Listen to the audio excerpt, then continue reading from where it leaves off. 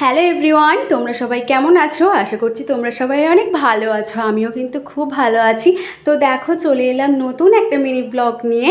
তোমরা পুরো ভিডিওটা স্কিপ না করে দেখতে থাকো, আর ভালো লাগলে অবশ্যই কমেন্ট, লাইক, শেয়ার করে যেও। আর আমি দেখো আজকে পাতাকপি চচ্চড়ি করবো ভাবলাম, সেটাই ভাবলাম তোমাদের সাথে শেয়ার করি। তো দেখো, পাতাকপিগুলো কেটে নিয়ে আমি ভালো করে নুন হলুদ দিয়ে নেড়ে চেড়ে নিয়েছি।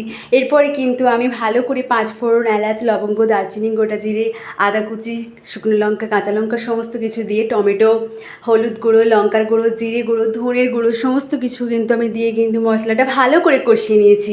আর হ্যাঁ, পোস্তও দিয়েছিলাম। তোমরা চাইলে কিন্তু আদা জিরে বেটেও করতে পারো, কিন্তু আমি বেটে করিনি, আমি এমনি গুঁড়ো দিয়ে দিয়েছি।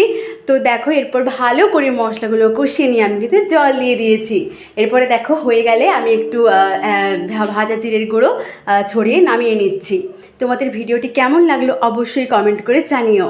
আর তোমরা সবাই কেমন আছো, কোথা থেকে দেখছো অবশ্যই কমেন্ট করে জানিও। টাটা।